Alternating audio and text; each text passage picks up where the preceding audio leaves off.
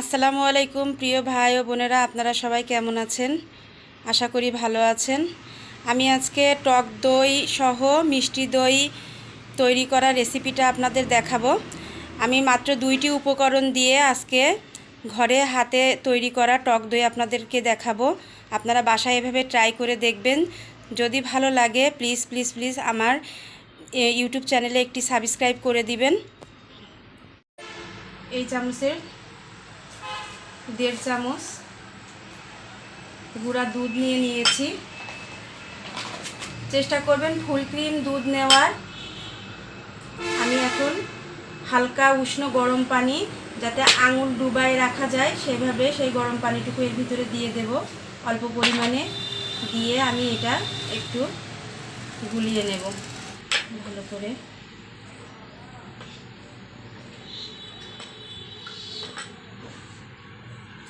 এবার আমি এই সিরকা, দেখুন সিরকা ভিনেগার যেটাকে বলে, আমি এই সিরকা দিব এর ভিতরে।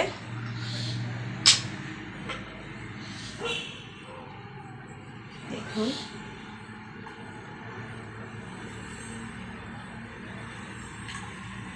আমি সিরকা দিয়ে দিলাম এর ভিতরে 2 চামচ পরিমাণে।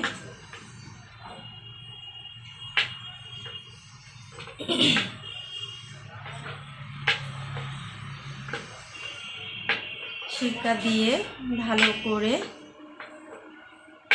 এটিকে নাড়িয়ে নিতে হবে। প্রিয় ভাই বোনেরা, দেখুন আমার টক দই তৈরি। এখন আমি এটা 5 মিনিট রেখে দেব জমে যাওয়ার জন্য। প্রিয় ভাই বোনেরা, আমি টক দই রেসিপিটি দেখিয়েছি টক দই সহ। এখন আমি আপনাদেরকে টক মিষ্টি দই আমি বানানোর রেসিপিটি দেখাবো। দেখুন আমি এই দুধ দোকান থেকে, যে কোনো দোকানে আপনারা এই দুধটা কিনতে পাবেন, দোকান থেকে 2টি প্যাকেট দুধ কিনে নিয়েছি। এই 2টি প্যাকেট দুধ দিয়ে আমি 1 কেজি টক মিষ্টি দই আপনাদেরকে বানিয়ে আজকে দেখাবো। আপনারা এভাবে বাসায় ট্রাই করে দেখবেন। দেখুন আমি হাঁড়িতে দুধ নিয়েছি, তরল দুধ। চুলোটা জ্বালিয়ে দিলাম। আমি দুধটা এভাবে এখন একটু নাড়তে থাকবো। সাদা মিষ্টি টক দই বানাবো।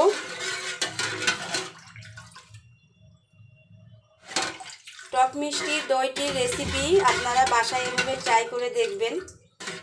আমি নাড়তে থাকবো কারণ দুধের এই মিশ্রণটি তলে না লেগে যায় বা সর পড়ে না যায়, সেই জন্য আমি পুরো প্রসেসিংটাই আপনাদের দেখিয়ে দিচ্ছি যেভাবে আমি বাসায় তৈরি করি।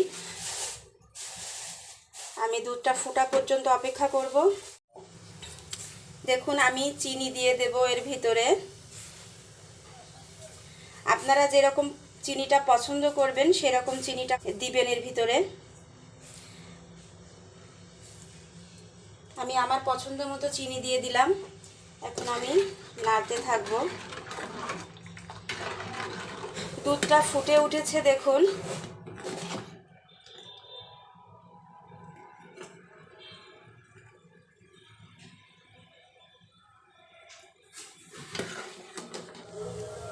দেখুন আমি একটু গুঁড়ো দুধ গুলিয়ে নিয়েছি। আমি এই গুঁড়ো দুধটুকু একটু এর মধ্যে দিয়ে দেব।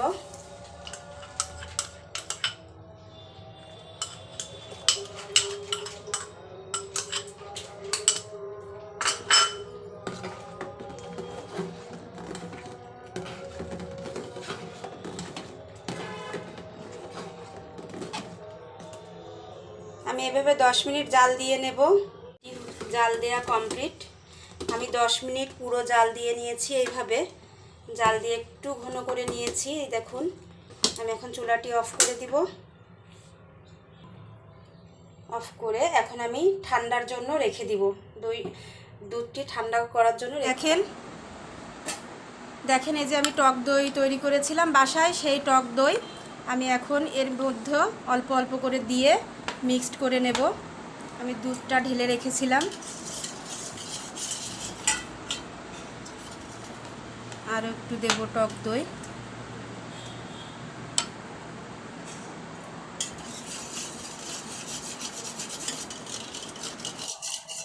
আপনারা দুধটার ভিতরে যখন টক দই মিশাবেন তখন দেখবেন আঙুলটা ডুবিয়ে যতক্ষণ সহ্য করা যায় আঙুলটা রেখে, যদি সহ্য করা যায় তখন আপনারা এই টক দইটা মিক্স করবেন, না হলে গরম অবস্থায় মিক্স করলে ছানা কেটে যাবে।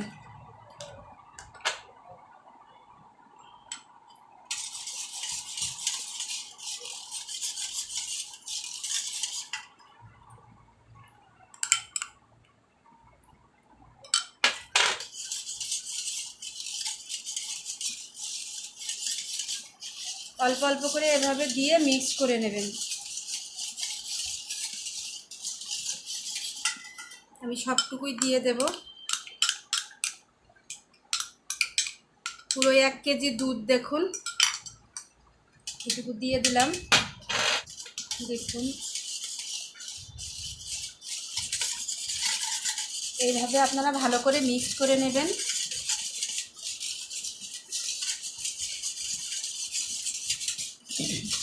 আমি বাসায় যে টক দইটা তৈরি করেছিলাম সেই টক দই দিয়েই কিন্তু আমি দইটা তৈরি করলাম।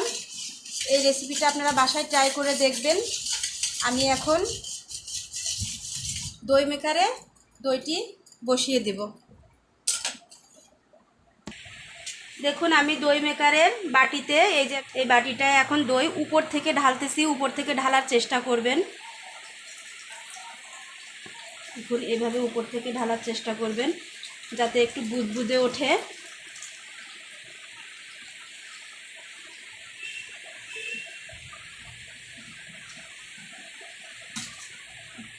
দেখুন আমি দই মেকারে এখন দইটি বসিয়ে দেবো। এটা হচ্ছে আমার দই মেকার। আমি দইটি বসিয়ে দিচ্ছি।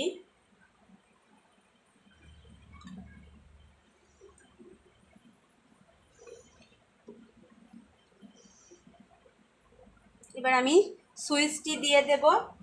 সবাই বলে 2-3 ঘন্টা লাগে, কিন্তু আমি জানি যে 8 ঘন্টা লাগে। আমি 8 ঘন্টা পর্যন্ত অপেক্ষা করব। আমি এখন সুইচটি দিয়ে দিলাম। এখন দই হওয়া পর্যন্ত আমি অপেক্ষা করব। দেখুন আমার দই মেকারের দই হয়ে গেছে। আমি 8 ঘন্টা পরে দই মেকারের থেকে দই নামিয়েছি।